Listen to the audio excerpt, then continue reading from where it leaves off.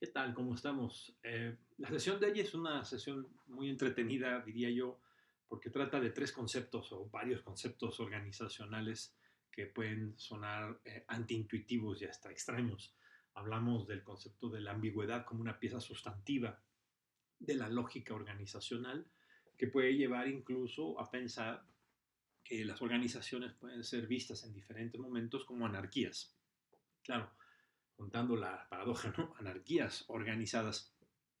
Y estos conceptos de ambigüedad y anarquías organizadas están íntimamente relacionados, llevan a una visión organizacional muy vívida, muy dinámica, donde las personas enfrentamos en las lógicas organizacionales el hecho de que la incertidumbre nos implica la construcción de diferentes soluciones, soluciones que implican cooperación, que implican palabras, argumentación, negociación, y que en esa misma lógica la dinámica racional nos ayuda como un lenguaje, nos ayuda como una pantalla que genera expectativas y claridad, pero que en realidad está envuelta para que esa racionalidad sea construida en la práctica, pues está envuelta en una lógica sumamente ambigua que ayuda, ¿no? La ambigüedad es problemática, pero también ayuda porque es consustancial a tener la flexibilidad y tener la posibilidad de estirar los conceptos y estirar las interrelaciones de tal manera que se pueda lograr cierta lógica de orden y de organización. Esto implica evidentemente que la ambigüedad es un arma de doble filo, como lo vimos en la cuestión de la racionalidad limitada. La ambigüedad, a final de cuentas, implica que las personas generan orden desde una posición de flexibilidad que les permite en algunos momentos enfrentar la incertidumbre contradiciéndose a sí mismas respecto de lo que hace y lo que quiere hacer, de las intenciones con los valores o de la acción y la forma de operar con ciertos fines o con ciertas perspectivas de los fines que en ese entrejuego anárquico, digamos, de las interrelaciones entre las personas, genera suficiente margen de maniobra para que se pueda cooperar, se pueda coordinar y se pueda llevar a la acción una decisión que puede ser polémica o que puede no estar compartida por todos o ni siquiera entendida por todos o todas en la organización y eso permite paradójica y curiosamente la acción.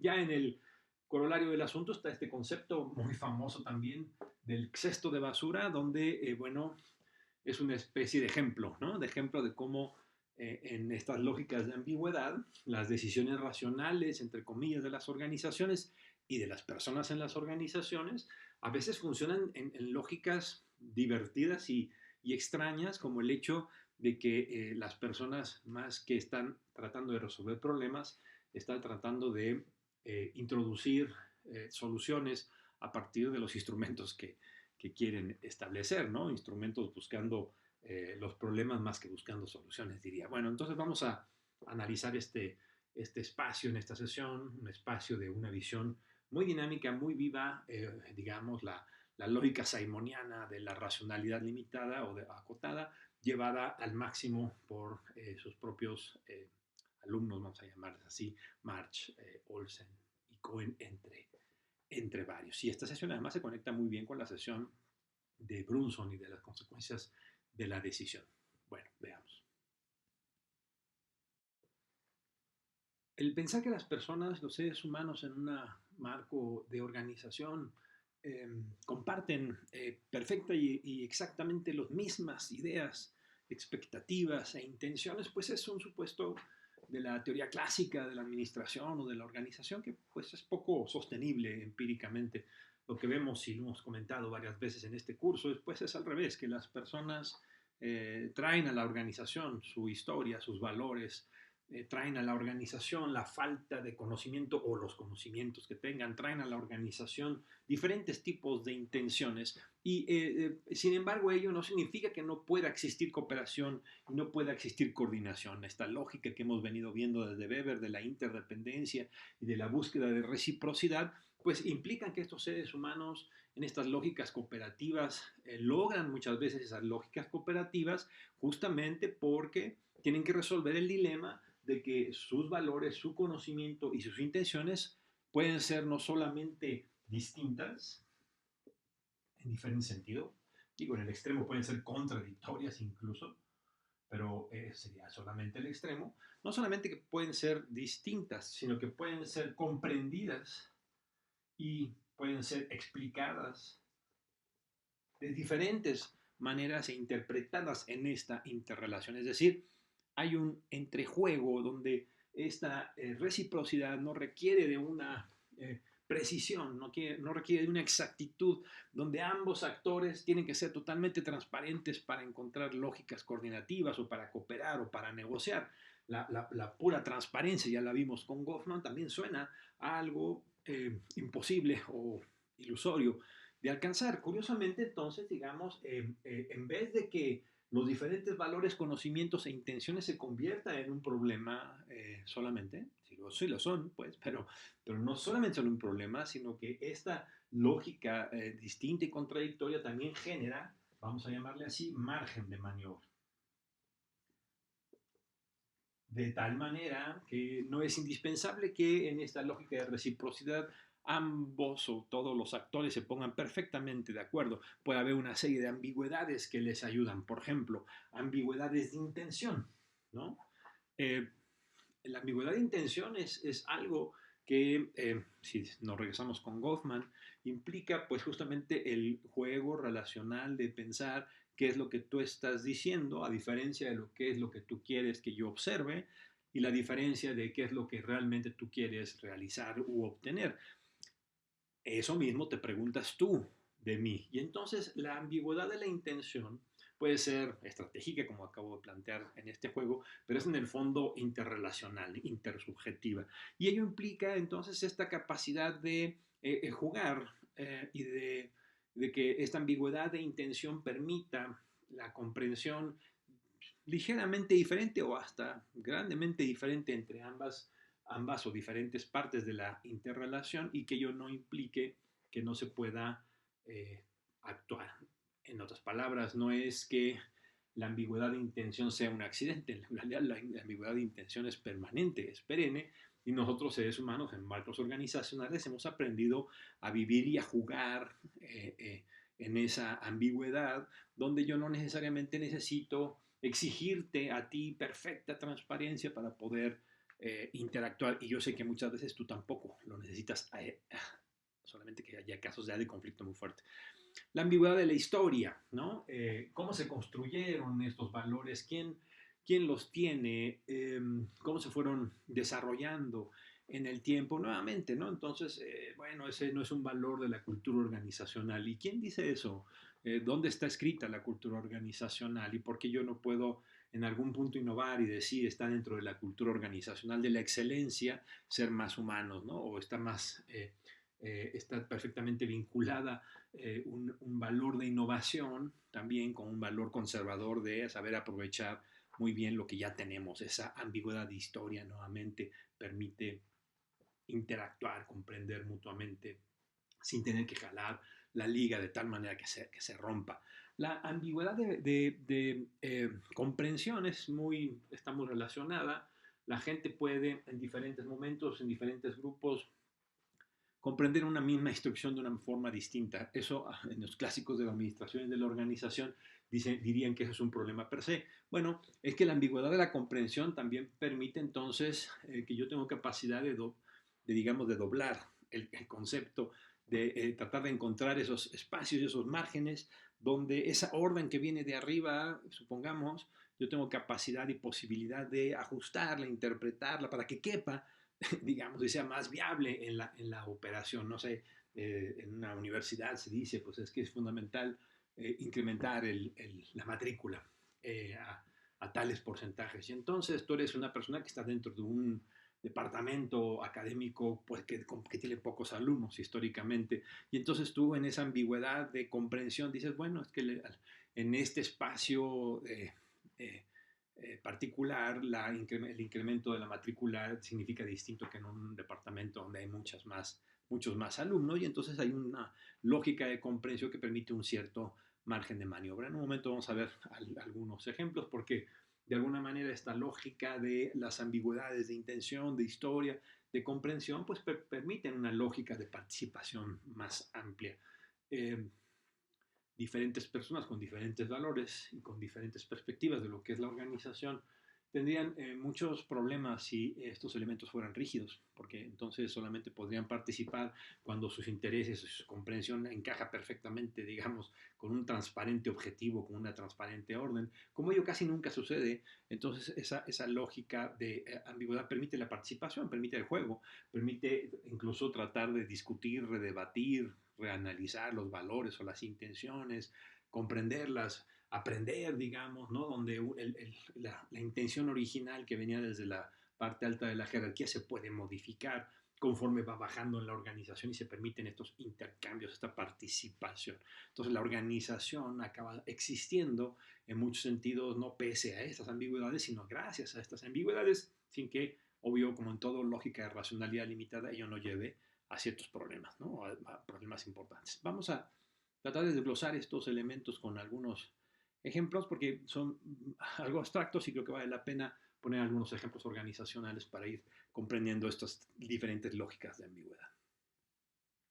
Hablando entonces de la ambigüedad de intención, digamos, pongamos que el clásico ejemplo de una organización que dice que quiere crear un nuevo plan o programa estratégico y establece algunos principios sustantivos argumentando que hay un problema de una lógica contextual interna y externa que no están alineadas y que implica hacer a la organización pues digamos una interacción con este entorno cambiante más integrada.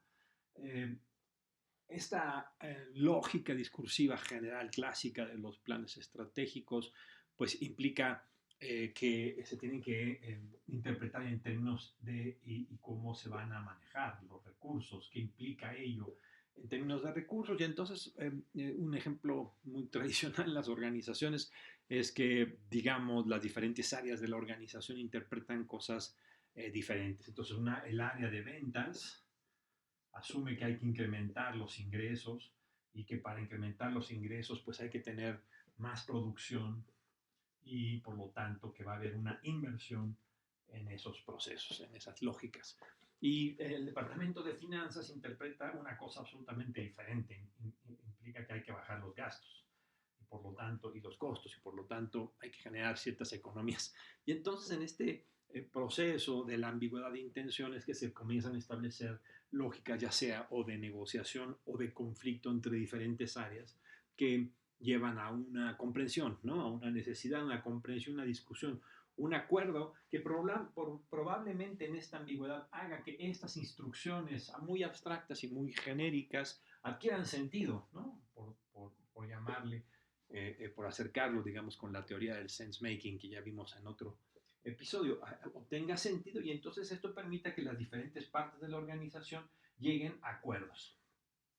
Acuerdos que son operativamente más viables, que le hacen sentido a las personas, que terminan siendo, digamos, la forma de interpretación, pero también la forma más viable de acción de las diferentes personas en el espacio de un plan estratégico que, por cierto, es probable que ni siquiera los que están arriba, ¿no? En la alta jerarquía y diseñaron el plan estratégico, necesariamente tuvieran también una idea muy precisa y muy clara. A lo mejor, como dice Brunson, lo que estaban buscando con el plan estratégico era movilizar a la acción y no necesariamente forzar a un cierto tipo muy cerrado y muy rígido de acciones. Entonces la ambigüedad, si ustedes pueden observar como la ambigüedad no se convierte, es un juego complicado, pero no se convierte en un estorbo, muchas veces es lo que permite la acción organizacional, obviamente envuelta, digamos, en el argumento racionalista, ¿no? Porque de ahí está la legitimidad, como también vimos con Brunson, la legitimidad de la institución de la decisión racional, pues envuelve todos estos elementos, aunque empíricamente lo que uno observa es algo más parecido a esto. Siguiendo con los, digamos, ejemplos, ¿no? Cuando hablamos de ambigüedad del entendimiento, podríamos plantearnos que hay un proceso organizacional, eh, eh, siempre que es un proceso organizacional difícil, que es el plantearse cómo las instrucciones más generales terminan bajando y siendo interpretadas en la lógica operativa. ¿Por qué? Porque aquí hay muy diversas organizaciones, personas, departamentos que tienen diferentes funciones, ¿no? Algunas son de staff, otras son más de acción, otras son más de dirección, otras son más específicas, digamos, siguiendo el argumento de Mintzberg. Y entonces, siguiendo o planteando, regresando más bien al ejemplo de la universidad que quiere elevar la matrícula, bueno, en la lógica de entendimiento, esto implicaría que diferentes partes de la organización interpretan esta lógica distinta, ¿no? Las de finanzas van a decir que es un asunto de elevar, ¿no? Las colegiaturas, por ejemplo. Y otras partes de o bajando las colegiaturas, ¿no? En este caso particular, que no se revés, ¿verdad? En vez de elevando, pues sería bajando las colegiaturas para que haya más gente que se inscriba en la escuela. Y luego entonces algunos otros, que es un departamento académico, interpreta que lo mejor que se puede hacer es, vamos, aumentando el número de programas para que haya una mayor oferta, pero lo cual implicaría, sin embargo, una mayor oferta, pues implicará para otros departamentos como recursos humanos contratar a más gente. Y entonces esto entra en contradicción con la idea en algún punto de que la salud financiera de la organización era también importante.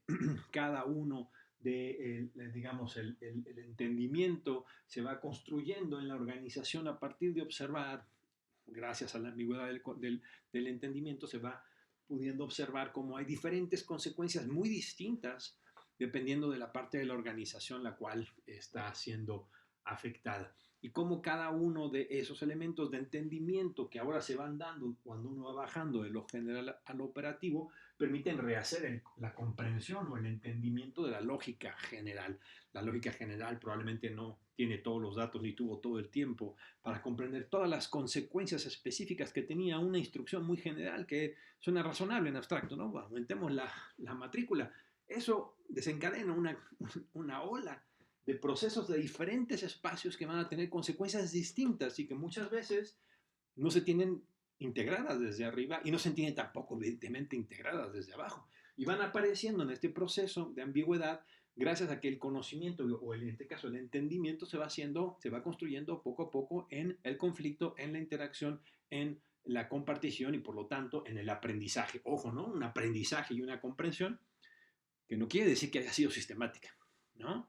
Es un aprendizaje y una comprensión que se va generando poco a poco, en el día a día, en la interacción y en el impulso, en la movilización, como diría Brunson, que se da de las diferentes partes que saben que, o van comprendiendo o van aprendiendo, que tienen diferente forma de interpretar y por lo tanto de comprender las implicaciones de una misma orden.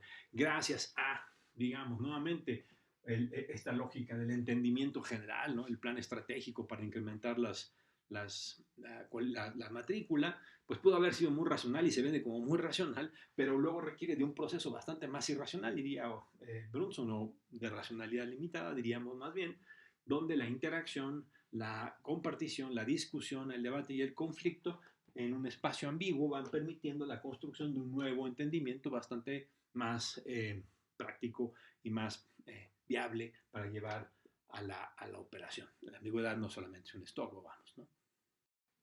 El entendimiento, la intención, la historia también, ¿no? La ambigüedad de la historia, pues nuevamente, ¿no? El sentido, como vimos en la sesión del sense making, el sentido importa porque le permite a las personas entender en qué situación se encuentran. La historia, definir la historia de la organización, por ejemplo, pues es una fuente de ese sentido, es una fuente de interpretación que permite decir de dónde venimos, cuáles son nuestros valores y por qué existimos.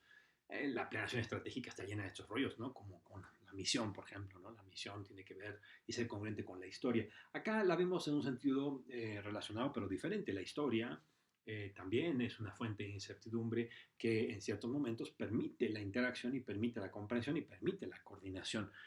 Por ejemplo, en una organización donde hay un dilema entre si exploramos, explotamos, por usar una palabra, estas frases muy famosas de Marx, ¿no?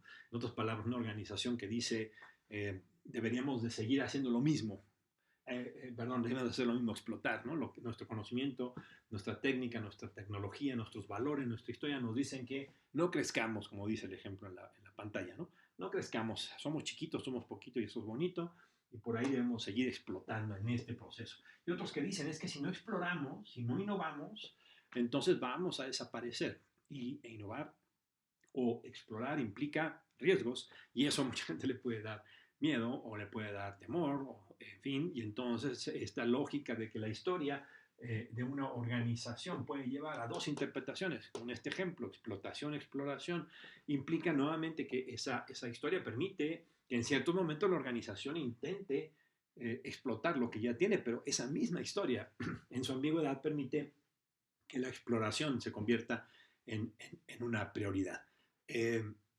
La historia es una fuerza centrípeta y a veces puede ser tan centrípeta que crea una jaula rígida. Pero la historia, gracias a su lógica ambigua, perdón, pues permite las variaciones y también los debates entre diferentes partes de la organización con diferentes estrategias. La ambigüedad nuevamente es una fuente de problemas, pero también es una fuente de cambio, de acción, de motivación, de energía para actuar o enfrentarse a un contexto que está cambiando y que requiere que modifiquemos las perspectivas originales que nos dieron sentido, ¿no? Como si la historia solamente fuera un asunto de repetir el pasado. Gracias a la ambigüedad que se plantea como lógica organizacional, esa historia también es una fuente de cambio. Es sumamente interesante, ¿cierto? Que, digamos, como el argumento de la ambigüedad voltea las cosas. Pareciera ser, digamos, en una buena parte de los textos clásicos de administración y de organizaciones, que la certidumbre y la no ambigüedad pues son la fuente de la racionalidad. Acá estamos viendo al revés, ¿no? Para que, por ejemplo, las personas participen en una lógica organizacional, pues evidentemente que si todos pensaran igual y todas y todos tuvieran los mismos valores, bueno, pues entonces la coordinación teóricamente probablemente se daría de una forma impoluta.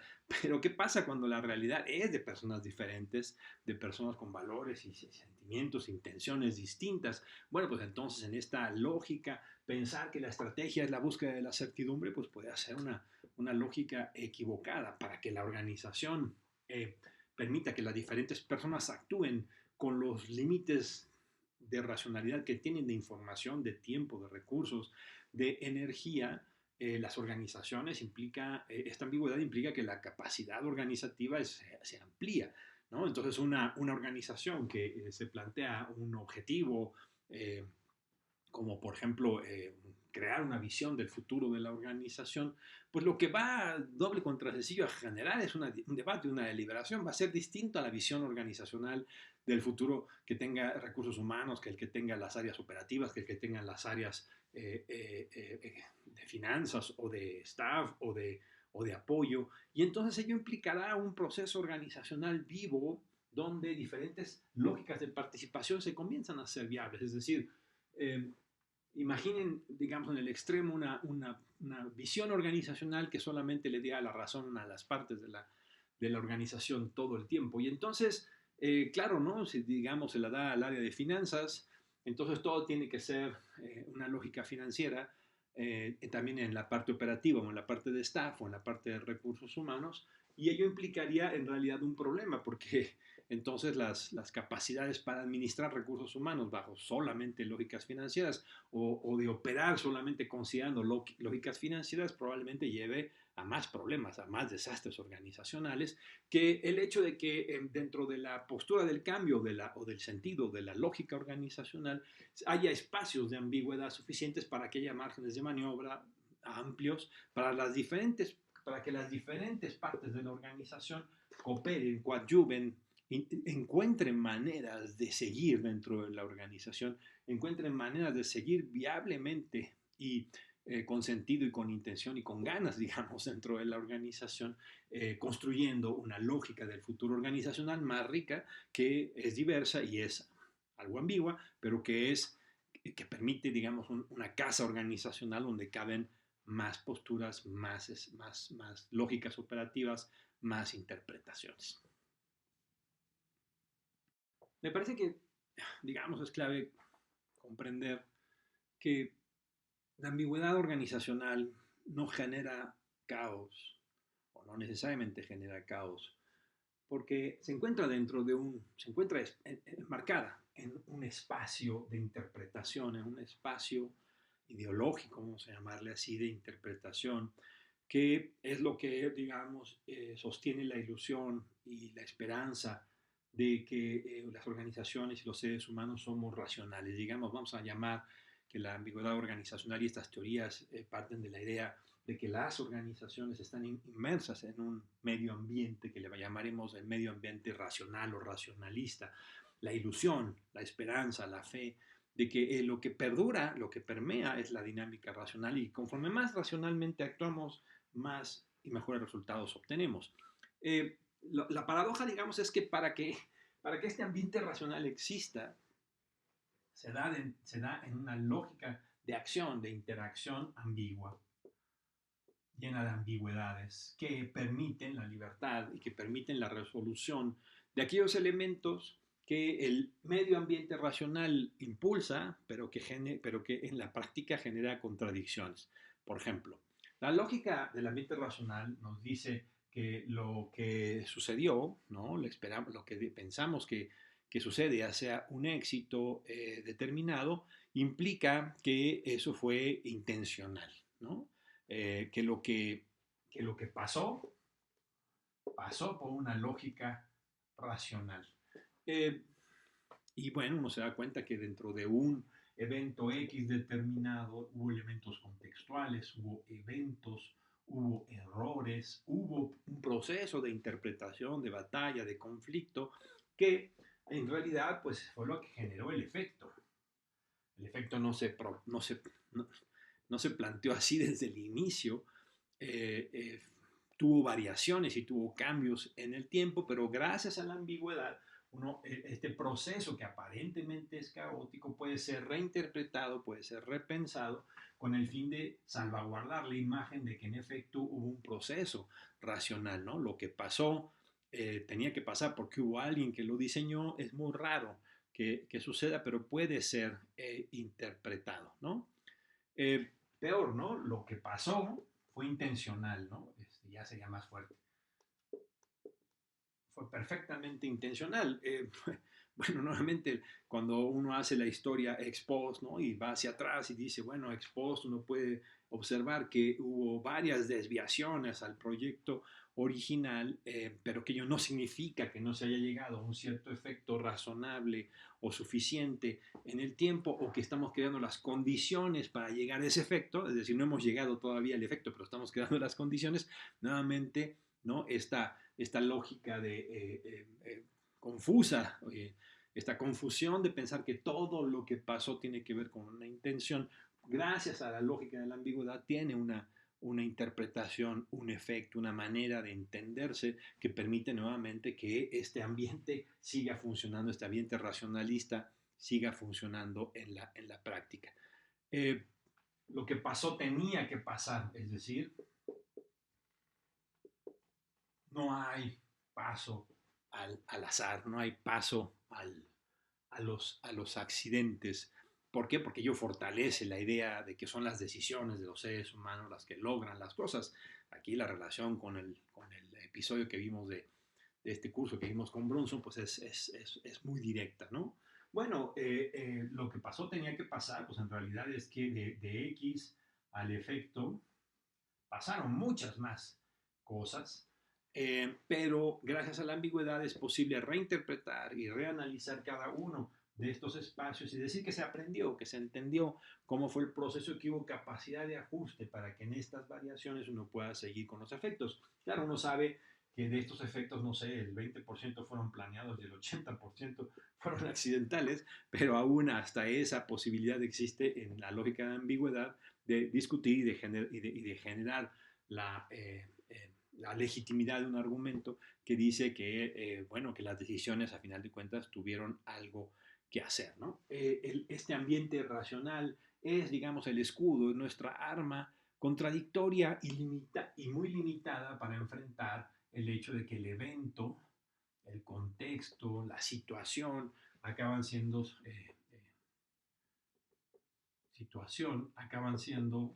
permanentemente elementos a considerar y sobre los cuales no se tiene control. No se tiene control, pero con este doble paso, digamos, con la pinza de un argumento racionalista que permite, sin embargo, en la acción, la ambigüedad para poder hacer ajustes, reinterpretaciones, comprensiones múltiples y diversas de lo que está sucediendo para poder reaccionar, pues significa una pinza muy potente, no perfecta, no libre de contradicciones, pero una pinza muy potente, que, digamos, permite hacer que siga viva la ilusión de la racionalidad una vez que uno le pone play en una lógica organizacional para encontrar que haya un cierto sentido. Sin esta ambigüedad, pues lógica ambigüedad, sería difícil hablar de aprendizaje, sería difícil de hablar de toma de riesgo, ¿no? Sería difícil hablar de cambio a la luz de hay tantos elementos inciertos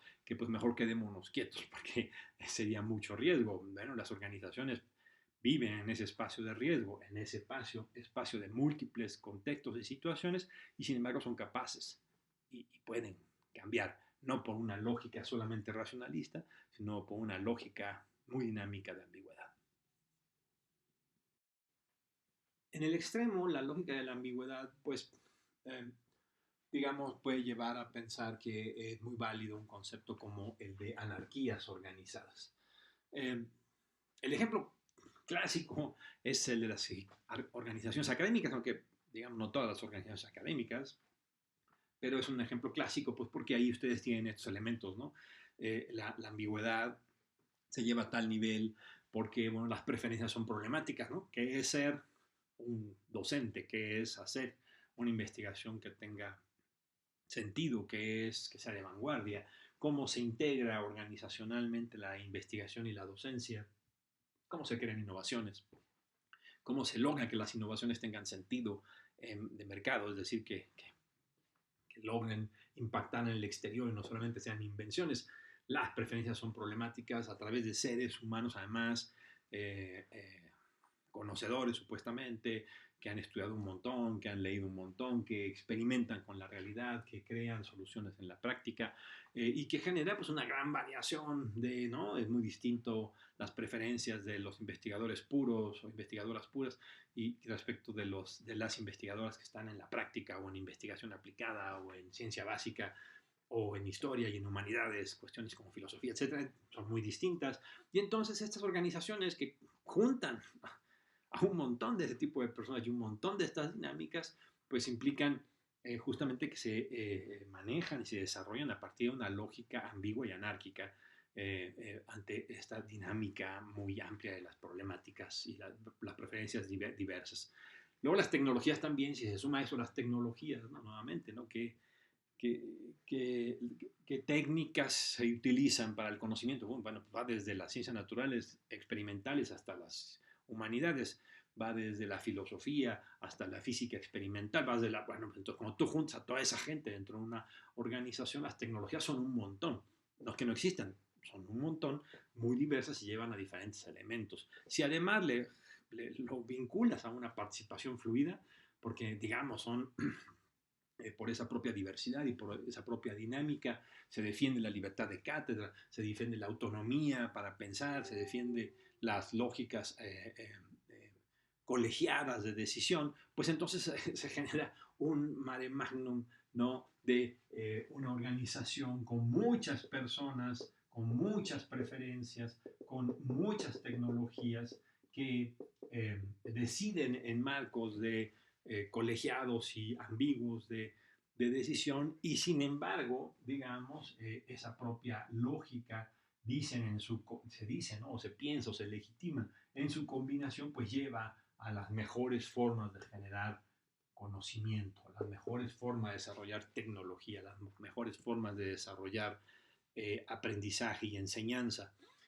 Justo porque, pues, como no existe una tecnología o una sola lógica de preferencias, intentar concentrar todos estos elementos en un marco jerárquico vertical de una organización burocrática, pues sería muy probablemente muy poco productivo, muy poco efectivo en el tiempo, ¿no? Gracias a la autonomía, gracias a la participación colegiada, gracias a la libertad de cátedra, se genera un montón de caos, un montón de anarquía, pero esa anarquía con ciertas lógicas de integración, que justamente es las que se estudian en las anarquías organizadas, logran generar curiosamente, el resultado.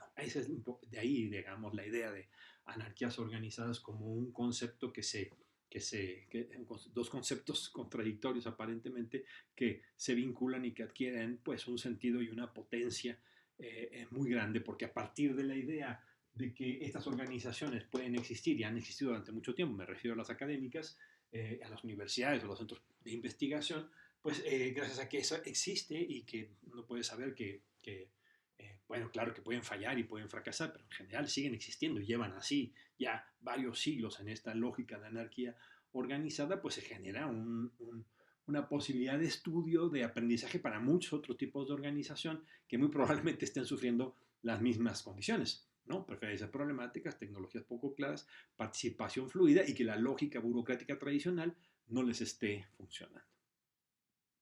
Nuestro tercer concepto es este muy interesante del bote o del cesto de basura. Nuevamente, digamos, gracias a estos ejemplos de anarquías organizadas como las instituciones académicas, aunque no exclusivamente ellas, eh, la pregunta es entonces cómo es que se juegan los procesos decisorios. Si hay preferencias múltiples, tecnologías inciertas y una enorme capacidad de participación, bueno, y cómo se toman decisiones. Y los hallazgos empíricos han llamado mucho la atención desde que este concepto surgió de los cestos de basura, ¿no? Lo que quiere decir es, bueno, las personas en estos espacios fluidos y de anarquías y de ambigüedades no significa que, digamos, jueguen el juego organizacional de la siguiente manera, ¿no?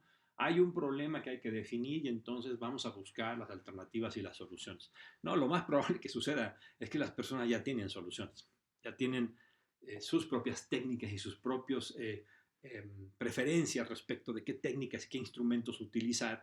Y claro, están a la espera de que aparezca una situación en donde ese instrumento que tienen y del que son expertas y expertos, pues lo puedan aplicar. No es, no es las personas buscando las soluciones para los problemas, sino más bien esperando que aparezcan los problemas para que nuestras soluciones puedan ser utilizadas. Y esto implica pues una lógica muy interesante, ¿no? Una lógica donde la gente pues está buscando oportunidades.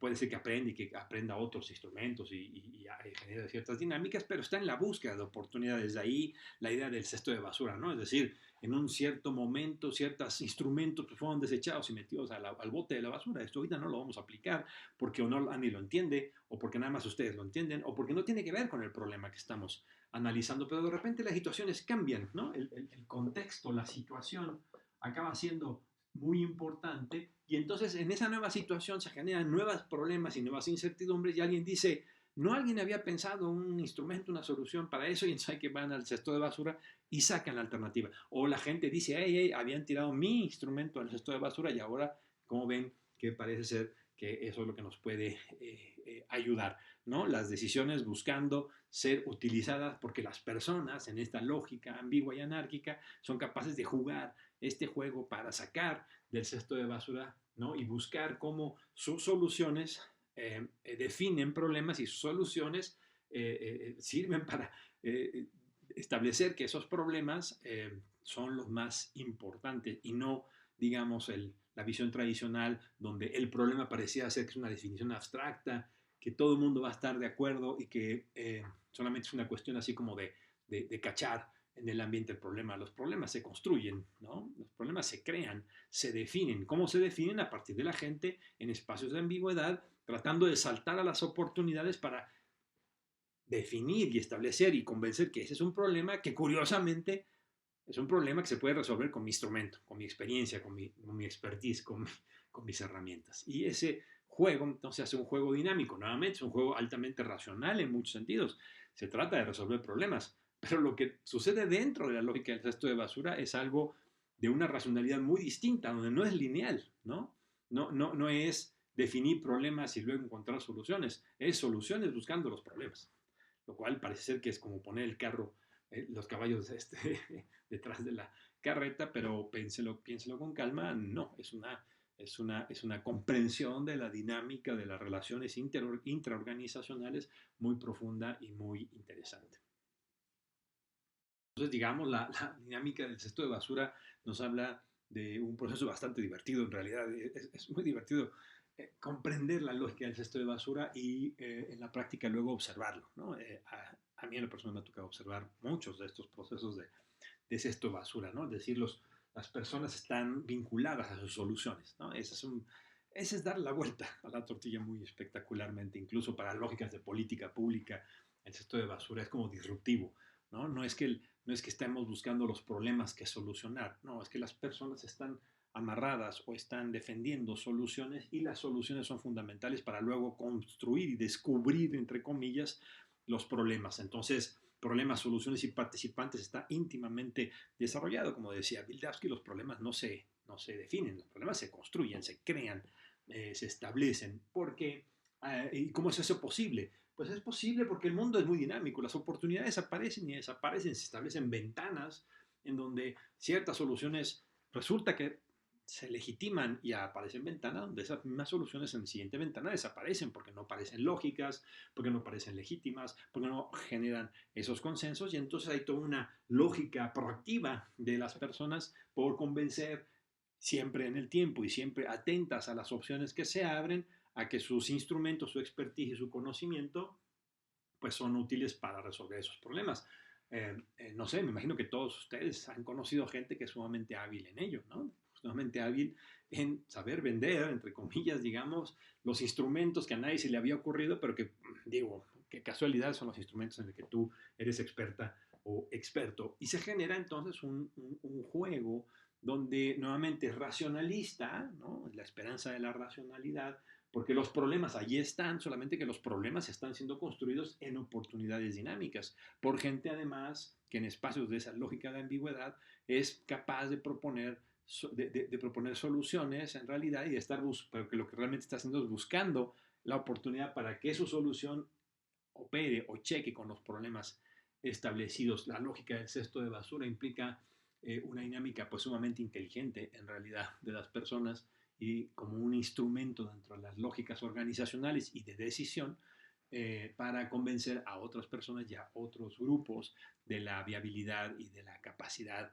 de sus propios instrumentos y evidentemente con ello ganar prestigio, ganar poder, ganar espacios de poder dentro de las organizaciones. Bueno, entonces el tema de anarquías organizadas, que al principio puede sonar una contradicción espantosa, aparece como una visión muy dinámica y muy viva, muy divertida incluso, de cómo las organizaciones se mueven, de cómo las organizaciones se mantienen en un espacio de legitimidad, de racionalidad, pese a que o gracias a que dentro de esa ilusión de la racionalidad, las personas nos adaptamos a construir objetivos y lograr soluciones, pero en dinámicas que son bastante extrañas para una visión de una racionalidad lineal, pero bastante congruentes cuando uno ve que la racionalidad es una racionalidad de aprendizaje en colectivo, de cooperación, coordinación y conflicto, donde gracias a esas ambigüedades se pueden establecer espacios no solamente de negociación, sino también de acuerdo y de comprensión. Bueno, aquí dejamos entonces esta sesión de el interesante mundo de las anarquías organizadas. Bye bye.